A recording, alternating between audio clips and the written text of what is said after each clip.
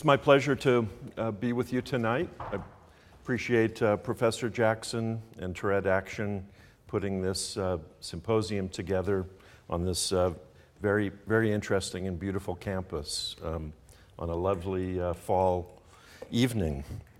What I'm going to talk about now is to provide you with a brief overview of the role of medical treatments in the treatment of Tourette syndrome, particularly the use of medications, but I will also mention the emerging possibility of other agents, non-medical, as well as surgical treatments for the condition. Let's see. Excuse me just a moment.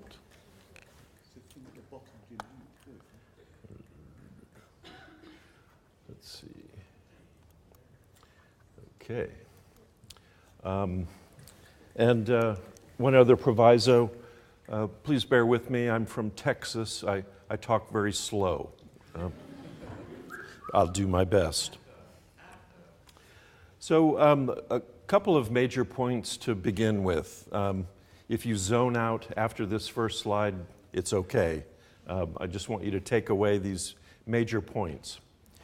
First and foremost, it's important for individuals and family members of individuals with tics and their doctors to be very clear about what the problems are and to aim first for those most important problems, which surprisingly may not always be the tics as the number one issue. The second point is, fortunately, we have many medications now that have gone through a reasonable degree of testing and proof, as well as demonstrating their safety, that have shown themselves to be effective for tic control. And as we encounter and treat more and more individuals with tic disorders, it's very, very clear that if you've met one individual with a tic disorder, you've met one individual with a tic disorder. Namely that not everyone responds in the same way to a particular medication. And fortunately, there are many options available that can be tried and often will be found eventually to be effective. The third major point is a confession I have to bear with all of you, and that is that physicians, being busy, often distractible souls, wanting to help, but we often do not carefully monitor the effects of our treatments. And increasingly in medicine, it's become more and more important to be very systematic in how we monitor the effects of our treatment. And through that, be able to very carefully demonstrate the benefits or lack thereof of a particular treatment. This is especially important in the treatment of individuals with tic disorders because, as Dr. Black just pointed out, often we end up treating many different overlapping conditions, and it's quite easy for a doctor, a psychologist, and the family to kind of lose their way in understanding what's helping the most, what really may not be necessary anymore, and hence to reduce redundant or ineffective treatment. And then lastly, you should know that this is an area where there's a lot of us focusing our research and treatment development efforts. And indeed, I've brought to you the description of some relatively newer treatments that have become available, and there are many more on the horizon. So the first thing to emphasize with regards to thinking about the use of a medical treatment is do no harm. That's what, as physicians, we're trained first and foremost. And I want to mention that because there are many examples that we run into in the regular treatment of individuals with tic disorders of medications that sometimes are thought to be benign as far as their usual lack of effects on tics, but which in certain people, in fact, can increase tics.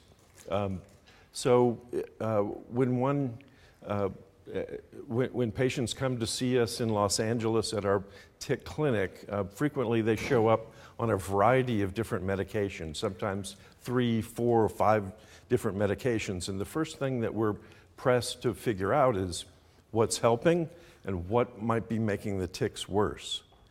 So we can talk about that more in the panel discussion, but suffice it to say that there are many types of medications that can inadvertently make tics worse.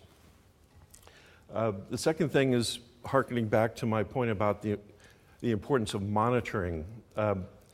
One should always, before you start a medication and charge out of the office down to the pharmacy, choose a tool that, besides your observations, the patient's own experience, and the doctor's trained eye as the means of observing, you should choose a structured questionnaire or a relatively simple monitoring tool for each of the kinds of behaviors that become a focus of the treatment. I'll give you an example of one for tics as we move along, but it could also be a tool to measure the benefits of a treatment on attention span or hyperactivity or anxiety, etc. And then lastly, it's important to keep a longer term view in mind in the treatment of individuals with tics. What do I mean by that? Well, the natural history of tics is that of the classic waxing and waning pattern. Sometimes there are very clear reasons for tics increasing. Stress, sleep loss, even excitement, positive changes can trigger increases in tics. But oftentimes there's no clear precipitant or influence that seems to be driving the tics up. But we know, even just by doing nothing, that oftentimes over weeks or so, that these tics frequently will begin to come back down on their own. So that is important to us in thinking about treatment, so that we're not always just chasing after the first appearance of a blip or an increase in tics, if that makes sense. Practically speaking, what that means is that we should take our time when we institute a medication, move slowly. We don't want to overdose or increase medicines too rapidly.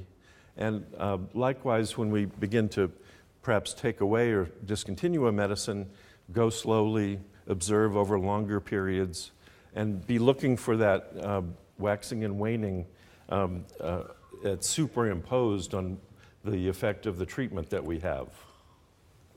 Now, as Dr. Black explained to you, tics, more often than not, co-occur with other problems. And so this is a challenge to figure out where to start. What is going to be the target of the treatment that we begin initially? Is it the tics? More often than not, it may be in a younger person who's still in formal schooling. There are problems with attention, concentration, not working up to their potential in school or in other structured settings. But you can see there's a whole host of other problems that might, in fact, come first before we direct our attention to treating the tics with the medication. So how do you assign that initial target? Well, it's important to carefully assess each and every one of those types of problem areas. And that exercise is, the purpose of it is really to identify what is really interfering the most in the individual's life. Is it the concentration problems? Is it the the pain, the embarrassment, the discomfort of the tics? Is it the intense obsessions and compulsions? And so it takes some time to do this, but it's important to establish that kind of hierarchy, you might say, of what the nature of the problems are at that time of treatment planning. So surprisingly, individuals with Tourette's may start off with a treatment that's not directed at the tics. Sometimes, in fact, the treatment of that other more impairing problem can lead to improvement in the tics. A good example of that is the treatment of anxiety. Anxiety is certainly a factor that can influence and increase tic frequency, severity, and morbidity. So sometimes in our clinic, when we see a child or an adult with very intense anxiety and tics, we'll aim first at treating the anxiety, bringing that under control, and then come back around and look at the tics and if they even warrant treatment at that moment. You'll hear more following my talk from Dr. Piacentini, who's a leader in the development and application of behavioral treatments for tics. And it's important to mention, especially with regards to children, but also adults, that in the face of more mild or moderate tics, a good college try of a behavioral treatment often is an excellent place to start, with the goal of avoiding medications if at all possible. And then lastly, there's a temptation, again, that I'll confess to falling prey to, and many other doctors who've come before me have as well, which is simply when an adequate response is not obtained with a medical treatment, to add another treatment, and then to add another treatment to that. And then, as I said before, all of a sudden you find that you're filling 4 different prescriptions for one person, and it's not so crystal clear what's really making a difference or not. So avoid that temptation if at all possible. Here's an example of just a piece of a parent tic questionnaire. It's a really handy and easy to complete questionnaire that basically goes through all commonly identified tics, vocal and motor, and just rates them over a period of weeks, whatever time frame you choose. But this is something that if you're receiving a medical treatment for tic control, probably is one of the better and more utilitarian items that can help you and your physician guide what you're doing. This is free and available online. Someone had copied it and put it up on the web. So what's the goal of treatment? Well, obviously, we would like to completely eliminate tics if at all possible, but that's really not the typical treatment outcome, unfortunately. Some people are fortunate. Some people are lucky, and they experience the near complete elimination of tics with one of the medical treatments that I'll talk about. But realistically, a better goal to aim for is about a 50% reduction in tic intensity or morbidity overall from baseline, from start of treatment. That'll come up in a moment when I show you some examples of the treatment studies and what is observed. Obviously, we want to minimize whatever embarrassment, discomfort, or pain is caused by the tics, and we do want to try to eliminate self-injurious tics when they're present. So what do we have available that's effective? As I said, the good news is that there's a wide range of medications that are commonly considered in the treatment of tics. These include alpha agonists. These are older antihypertensive treatments that have been found now going back almost 20 years to reduce tics. They also reduce hyperactivity, Sometimes they're beneficial for temper outbursts and anger outbursts. I'll talk about those more in a moment. I'll mention, I know that both clonidine and guanfacine extended release are available in the UK. You may have heard most about the antipsychotics, of which there are older drugs that have been around for a long time that are widely used, but they've largely been displaced by a newer generation of these medications that are frequently prescribed for tic control. But there's some newer data and studies that suggest that some anticonvulsants, particularly an anticonvulsant called topiramate, may be useful for some individuals with tics, and it has some benefits that we'll talk about. Benzodiazepines, or these are anti-anxiety medicines like diazepam, are occasionally used, but these tend to be more thought of in short-term situations where tics are quite severe due to the risk of dependence and habituation. And then there are some miscellaneous medicines. A newer one just approved not long ago in the US is tetrabenazine, which represents yet another completely different type of medication and is often used in some settings. So let's talk first about the alpha agonist. Now, you have a couple of experts here in the room.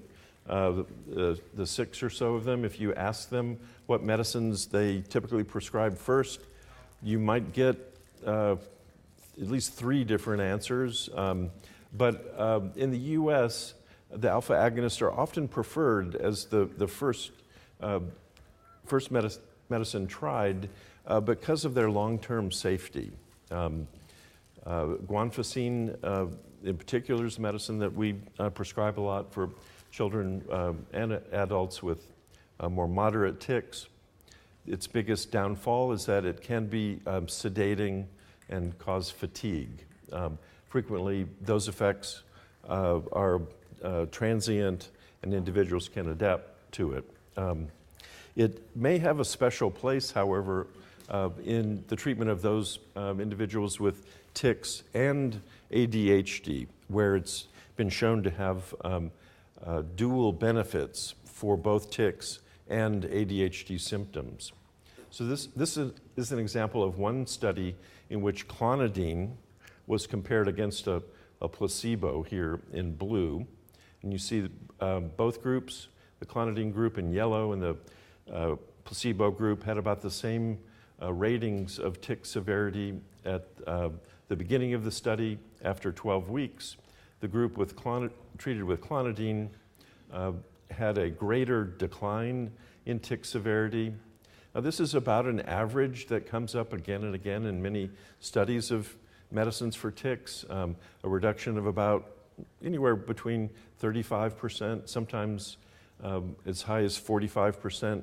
But my point in mentioning that is, again, tics are usually not wholly eliminated by these treatments. The severity is brought down significantly. Often that's enough to make a big difference in the individual's life, but the tics don't go away. Clonidine also causes a lot of tiredness and sleepiness. Guanfacine also, just like clonidine, same overall mechanism, we believe, reduces tics. Here you see the reduction is just about 35% versus the placebo group. And again, this is a medicine that we favor often as one of the first to try. Now, this is the anticonvulsant I mentioned, topiramate. Unfortunately, this study hasn't been repeated yet, so we don't have that highest level of confidence in it, but one appeal of topiramate is it doesn't cause weight gain. In fact, it may reduce appetite a little bit, and that, at least in low doses, has relatively few effects such as tiredness or lack of alertness. Unfortunately, with higher doses, it can lead to some impairment in thinking, in memory, and cognitive function. So it's to be used with caution, but overall, as an anticonvulsant, of course, it's given to people for many, many years and with a high overall degree of safety. Now, the antipsychotics are the medicines that are most commonly linked or thought of when one considers the treatment of tics. There's the older class of haloperidol and pimozide that have a long history and a well-established set of benefits, but they have a lot of side effects, and particularly over many, many years of treatment, we worry about the long-term effects of these medicines producing yet another form of abnormal movements called tardive dyskinesia. Now, the risk for tardive dyskinesia in people with tics may actually be reduced, but nevertheless, these medicines do cause side effects that tend to lower their priority, if you will, to that below some of these newer agents.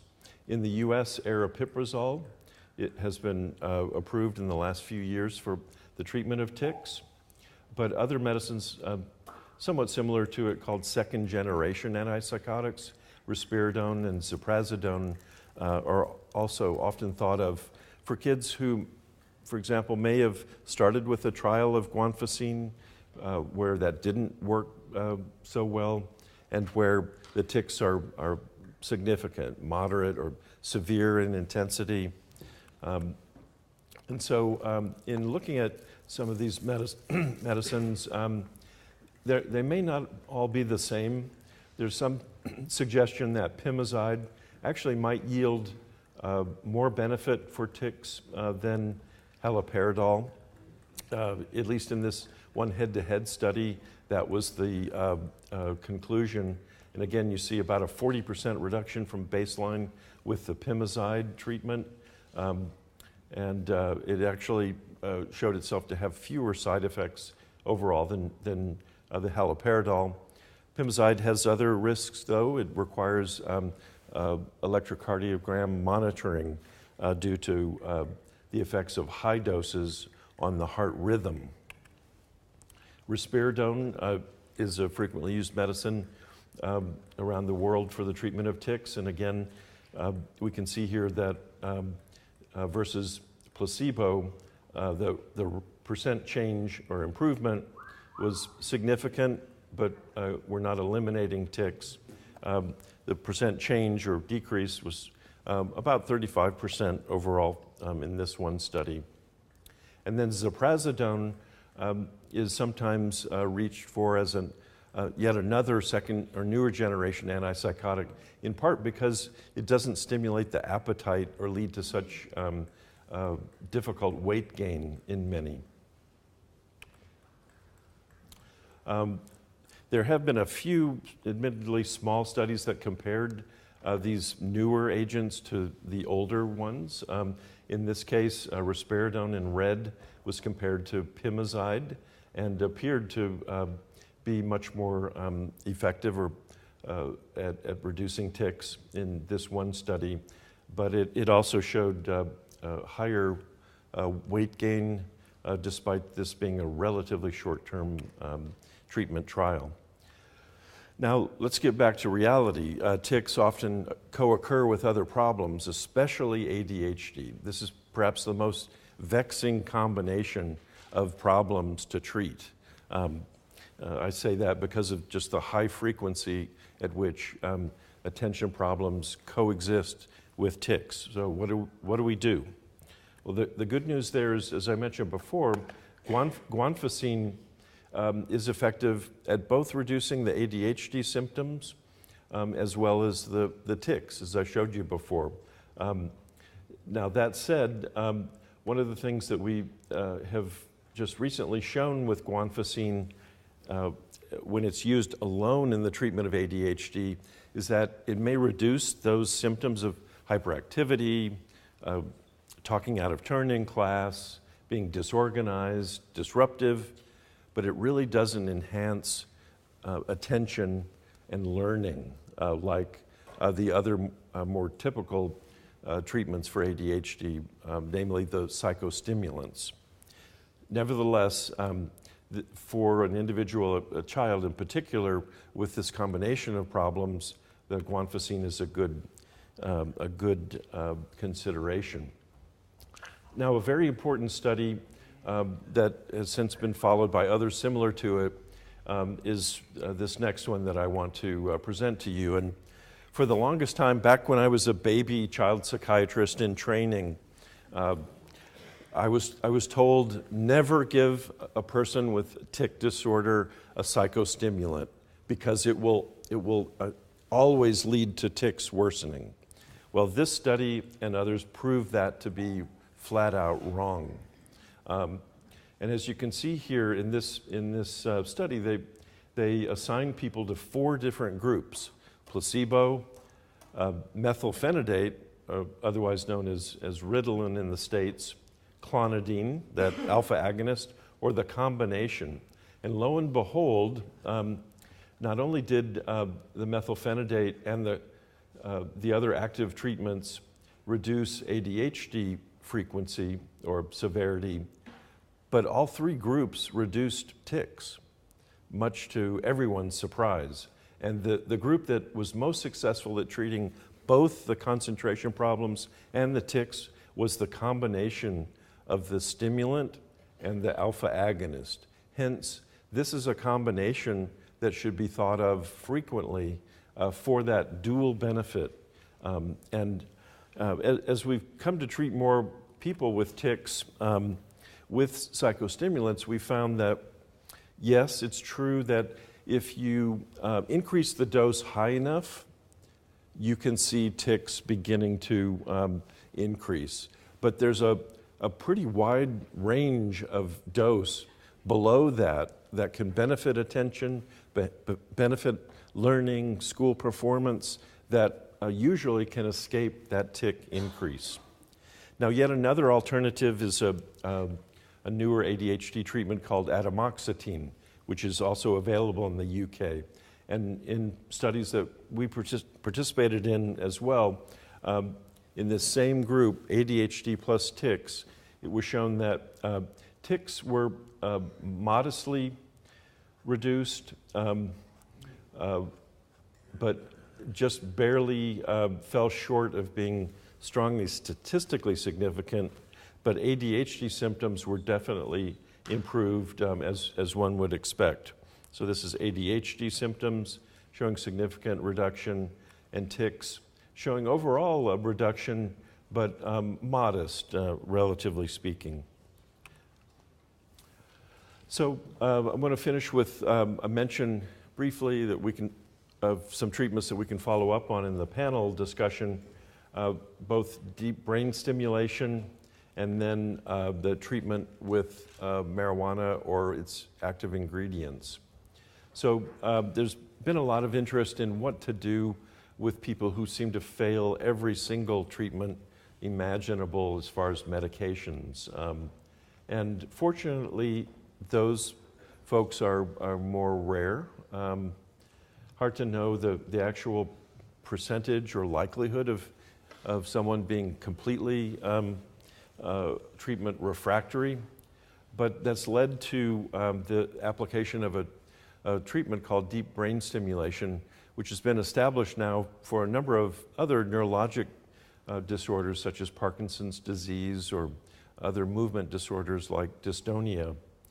This is a very serious, non-trivial kind of treatment. It requires neurosurgery, drilling holes in the skull, placing electrodes deep into the brain tissue itself and them remaining there, and then providing electrical stimulation, which, if placed accurately in many individuals, seems to be able to reduce a variety of abnormal movements.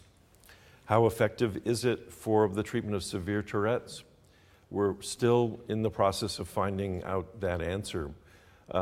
The overall rate of excellent improvement or very good improvement may only be about 50%, or so, but for someone who is tortured by severe symptoms, that may be enough of a probability to give this a chance. That said, many of us still consider this something that should be sought after as a part of a study or a systematic observation, and it is best pursued, I believe, only at centers that have a great deal of experience in its application. This is not a widespread treatment to be promoted. The other things that we don't yet really know as much about it is what happens a year after the treatment? What happens 5 years after the treatment? Does the benefit sustain over time? A lot of unknowns, honestly. The other area that I wanted to mention has to do with the use of marijuana or its active ingredients, THC or cannabidiol, for the treatment of tics. This is being pursued by a lot of people, not necessarily in a study or under the supervision of a physician in the US. And there's a lot of both interest and hope that it may provide relief for individuals who don't seem to improve with other treatments. At this point, I would say it's still early days. Many of the experts who are here today with you can comment on their own experience of patients who may have pursued this on their own. There have been now just a few small studies that don't answer all of the questions that we have about it, but suggest that it may be beneficial. In my own clinical experience, I've seen some individuals who appear to have shown decreases when they began using marijuana, specifically for the treatment of their tics. I've also seen amongst those who seem to have a good response that it didn't seem to sustain over time. And we just don't know that much about it, what the best dose is. We don't know that the safety of it. We know that from studying heavy marijuana smokers that they pay a price frequently in terms of learning and memory. And so there are some hazards that we're going to need to learn how to avoid if this does in fact emerge as a treatment. Again, not much known long term. Why don't we talk about the rage episodes in the panel, but this is something that frequently is brought to us as the number one problem. Suffice it to say that probably 90% of these individuals have co-occurring ADHD. So oftentimes the first thought is to treat ADHD, and indeed often those rage outbursts seem to decrease. So, as a child psychiatrist, we love report cards, school progress reports. And this is a way perhaps to summarize the amount of evidence or data that we have for each of these different medications. And you'll see that we're at a solid B plus level, which is good, but we need more options to meet the needs of more people. And you can see that some medicines that sometimes might be suggested don't have really as much evidence behind them. There are some good sources of information available to you online, including at the tourettesaction.org website. And there are other summaries available as well from the U.S. Tourette Association of America. So to summarize, a variety of these medical treatments can be effective for tic control and comorbid problems, especially ADHD. We need to be clear about what the most impairing problems are and aim accurately. A number of treatments are on the horizon, but still should be considered experimental, and look forward to more information about these. And lastly, As a segue to our next talk, behavioral treatment is a very welcome addition, either for milder cases or often in combination with medication. So thank you very much.